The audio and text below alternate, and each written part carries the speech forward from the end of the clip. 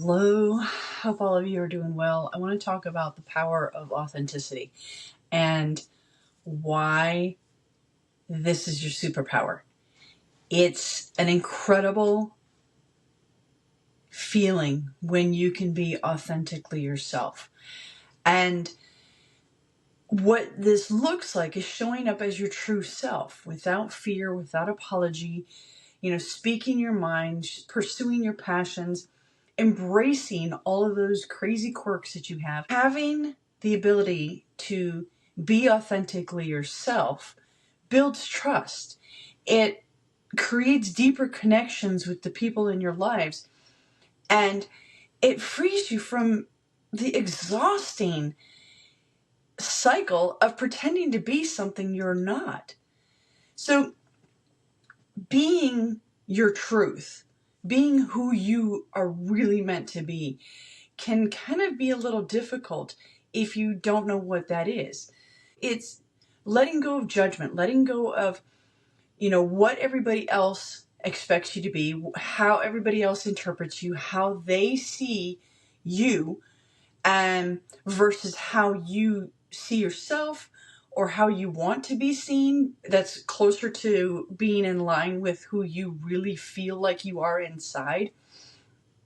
And accepting that not everybody is going to like you. Not everybody is going to understand you. Not everybody is going to know that when you are being in a particular way, that is actually how you are. It's knowing that you can be your silly, goofy self in front of other people and not worry about what they're going to think, what they're going to say, how they're going to react, how they're going to respond to you being the person that you really are inside.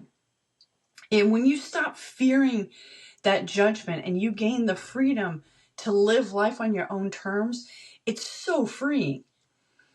It's like opening yourself up to the universe and allowing so much more to come in because you're not worried about putting up these masks, putting these walls up around yourself and trying to protect yourself because you're afraid of what other people are going to think or how they're going to react if you act in a particular way. So letting go of judgment is a big part of that, because if you're judging yourself for the way that you're acting, or you're afraid of how somebody else is going to judge you, you're not going to act like your true self. And it's confining, it's constricting, and it doesn't let your soul be free and be out there and sharing all the beauty that is you with the world. Sharing a part of your story of what makes you you, what is it that created this person that has become you, and realizing that may not be who you really are. We're all conditioned, meaning that we are all brought up by our families in a particular way. We're all brought up in school with teachers to understand the world in a particular way, societal, cultural, whatever it is. We're all conditioned to live life in a particular way. And that particular way may not be conducive to us living our true selves. So we have to realize that the things that we think or we do may not necessarily be the best way that is for us to shine in this world. You need to embrace your unique journey. The path and the road that you're meant to take may not look like everybody else expects it to look. It may not be that, you're meant to be a doctor or a lawyer or business owner or whatever just because your family expects that for you, or because this is how society sees you and this is what you're expected to do with your life. And that may not be what your path is. Your path may be unlike anyone else's. You may be an innovator. You may be somebody who clears the path for others to come behind you. You may be somebody who's an explorer, who's an adventurer, who finds new ways of doing things.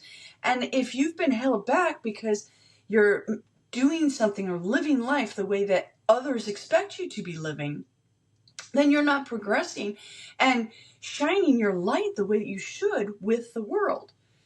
So reflect on the experiences that you've had in your life, the education that you've had, the conditioning that you've had from your family, the way that you were brought up. All of these things have taught you lessons. All of these areas have come together to create the person that you are today. But maybe that person that you are today is not who you really are meant to be. For me, I have struggled my entire life knowing that I didn't fit in. I didn't fit in with my family. I didn't fit in with the world around me. Something just was not comfortable for me. And I could never explain it. I had no words to put to it. When I discovered human design, and especially quantum human design, I realized that here's something that, and I'm not labeling. I really don't like labels. I think that they really limit us. But here's something that I can experiment with and I can use to break open the idea that the way that I do things is not like everybody else. So as a projector, an orchestrator in quantum human design, I realized that I don't have the energy that my entire family does. My family that I grew up in is 3 manifesting generators and a generator. These are people who have tons of energy. They're constantly go, go, go, go, go. That's not me. I don't have my own energy reserve. I have to borrow from them, or I have to be around that energy to be able to do the things that I need to do. Now, I can be as productive as them.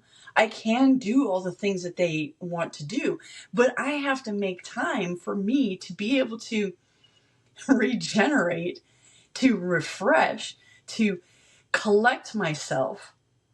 So when I say I'm an extroverted introvert, that's exactly what it means. I can be around this energy and go, go, go, go, go, and do all of these things, but I also need a lot of time to just do nothing, sleep, rest, actually come back to myself. And knowing that, just that one tiny little piece of human design has enabled me to realize that, yes, I can work with Roy, who again is another manifesting generator, somebody who has this built-in motor that just goes. I don't work like that, and that's okay.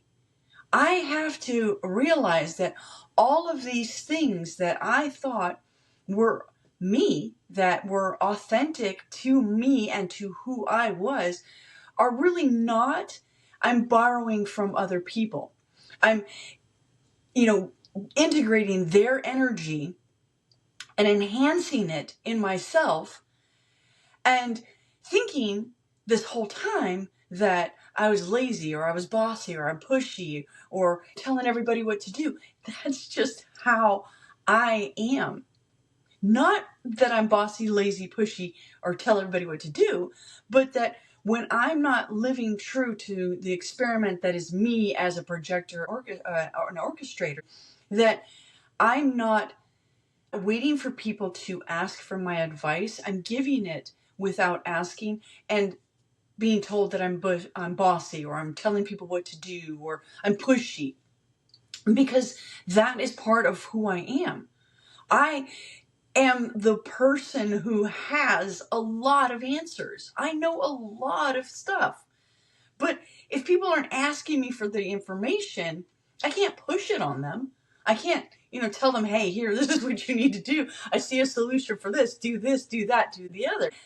I have to offer my suggestions in another way. Hey, I'd like to share with you. I have some ideas. Is it okay if I share with you? Understanding that there are other ways that I can share the information allows me to be more authentically myself, allows me to share what I know in such a way that it doesn't feel like I'm shoving my information down other people's throats. So understanding that I have to think about my conditioning, the way I was brought up, the way I was taught in school to, answer questions, the way I was taught to express myself, the way I was expected to have all this energy. All of these things were not authentic to me. And so one of the things that I really want to share with you is being able to find something that allows you to really find who you are.